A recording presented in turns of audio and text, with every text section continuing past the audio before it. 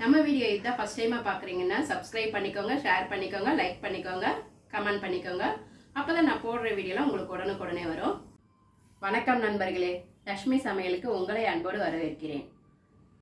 இன்றைக்கி என்ன டிஷ் பார்க்க போகிறோன்னா, நம்ம கருவேப்பிலை பொடி தாங்க பண்ண போகிறோம். அது வந்து ரொம்பவே சூப்பராக இருக்குங்க. சாதத்துக்கு நீங்கள் வெறும் சுட சாதம் போட்டு எண்ணெய் போட்டு சாப்பிட்டிங்கன்னா ரொம்ப அற்புதமாக இருக்கும்.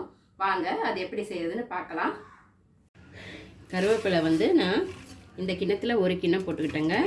அளவுன்னு பார்த்தீங்கன்னா இந்த மாதிரி 2 கைப்பிடி அளவு இருக்குது பாருங்கள். இந்த அளவு நாம் எடுத்து வச்சுருக்கேன். இதை நான் வந்து தண்ணி ஊற்றி நல்லா 2-3 வாட்டி வாஷ் பண்ணிக்கலாம். வாஷ் பண்ணிவிட்டு ஒரு காட்டன் துணியில் நல்லா காய வச்சிடலாங்க.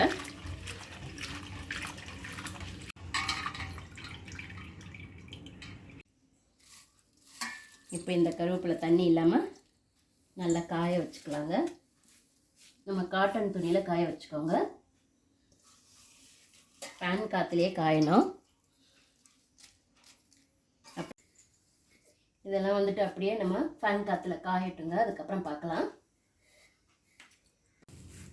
பார்த்தீங்களா எவ்வளோ சூப்பராக காஞ்சிடுச்சு, ஈரமே இல்லை. இந்த மாதிரி நம்ம காட்டன் வேஷ்டியில் இல்லை காட்டன் துணியில் போட்டு இந்த மாதிரி காய வச்சுக்கலாம். நம்ம ஈரமே இருக்கக்கூடாது. இது ஈரம் இல்லாமல் இருந்தால் தான் ரொம்ப நல்லாயிருக்கும், கெட்டு போகாது, ரொம்ப நாளைக்கு இருந்தாலும் நல்லாயிருக்கும். இந்த கருவேப்பிலை வந்து நம்ம வெயிலில் வைக்கக்கூடாதுங்க. ஏன்னா நம்மளுக்கு வந்து வெயிலில் வச்சா கலர் மாறிடும். கலர் மாறினா நல்லா இருக்காது. இப்படி ஃபேன் காற்றுல வச்சா தான் நம்மளுக்கு அப்படியே அதே பச்சை கலரில் இருக்கும். வாங்க இதை எப்படி செய்யுதுன்னு பார்க்கலாம். அதுக்கு நான் வந்து ஒரு பேன் வச்சுருக்கேங்க. நான் வந்து கடலைப்பருப்பு ஒரு 100 கிராமு, உளுத்தம்பருப்பு ஒரு 100 கிராம் எடுத்து வச்சுருக்கேங்க. அதை நம்ம எண்ணெய் ஊற்றாமல் பொன்னிறமாக நம்ம ஸ்லோவில் வச்சு வறுத்துக்கலாம். அவ்வளோதாங்க, நம்மளுக்கு பொன்னிறமாக ஆயிடுச்சு. இதுக்கு மேலே இருந்தால் ரொம்ப தீஞ்சு போயிடும். நம்ம இனி ஸ்டவ் ஆஃப் பண்ணிவிட்டு இதை ஒரு தட்டில் மாற்றிப்போம்.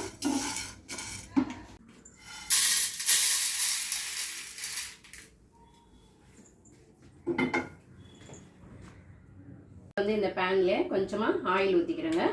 ஒரு ஸ்பூன் இருக்கிற மாதிரி. வந்து ஒரு 12 காஞ்ச மிளகாய் போட்டுக்கிறேங்க. இதுக்கு தனியா வந்து 2 ஸ்பூன் இருக்கிற அளவுக்கு நான் போட்டுக்கிறேங்க. இதையும் நம்ம வறுத்துக்கலாம். இதுவும் வறுபட்டுருச்சு. இப்போ இதை ஒரு தட்டில் மாற்றிக்கலாம்.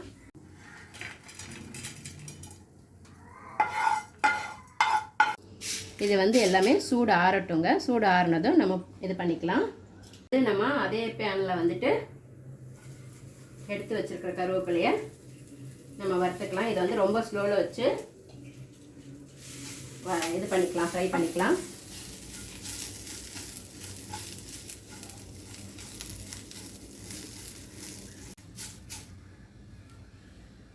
அவ்வளோதாங்க, நம்மளுக்கு நல்லா வறுபட்டுருச்சு. நல்லா மொறுமொறுன்னு. ஸ்டவ் ஆஃப் பண்ணிக்கலாம். பாருங்கள் எந்த அளவுக்கு நம்மளுக்கு வறுபட்டுருக்குன்னு. ஆறட்டும். இந்த சூடுலேயே கொஞ்சமாக பெருங்காயத்தூள் போட்டு கலக்கி வச்சுக்கலாம்.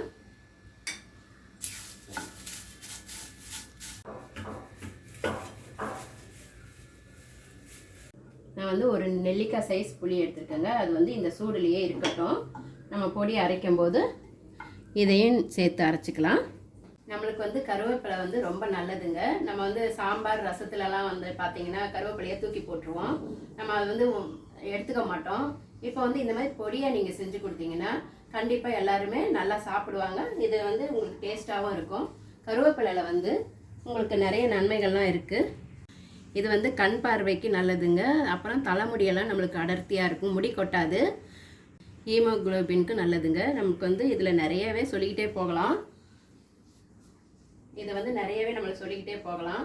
வாங்க இதை வந்து நம்ம பொடியை அரைச்சிக்கலாம். இப்போது பாருங்கள் எல்லாமே சூடு ஆறிச்சு. இப்போ நம்ம பொடி அரைச்சிக்கலாங்க.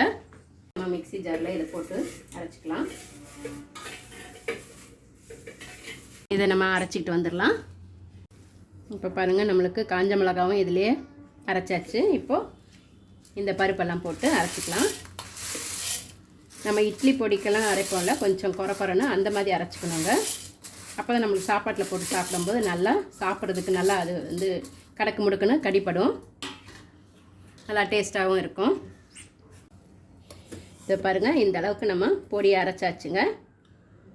இதை வந்து இப்போது ஒரு பவுலில் மாற்றிக்கலாம். அவ்வளோதாங்க, நம்மளுக்கு கருவேப்பிலை பொடி ரெடி ஆகிடுச்சு. நம்மளுக்கு இந்த கருவேப்பிலை பொடி அரைச்சி வச்சுக்கிட்டிங்கன்னா நம்மளுக்கு எந்த குழம்புமே தேவையில்லைங்க. சூடான சாதத்தில் நெய் போட்டு இதை போட்டு சாப்பிட்டா அவ்வளவும் நல்லாயிருக்கும். ஒரு அவசரத்துக்கு நம்ம எங்கன்னா வெளியே போயிட்டு வந்தோம், இந்த பொடி அரைச்சி வச்சுருந்திங்கன்னா சாதம் மட்டும் வடித்தா போதுங்க. அவ்வளோதாங்க, நம்மளுக்கு கருவேப்பிலை பொடி ரெடி ஆகிடுச்சுங்க. நீங்களும் உங்கள் வீட்டில் ட்ரை பண்ணி பார்த்துட்டு எப்படி இருந்ததுன்னு கமெண்ட்டில் சொல்லுங்கள். அவ்வளோதாங்க, நம்ம கருவேப்பிலை பொடி ரெடி ஆகிடுச்சு. அடுத்த வீடியோவில் வேறு ஒரு டிஷ்ஷோடு சந்திக்கிறேன். நன்றி, வணக்கம்.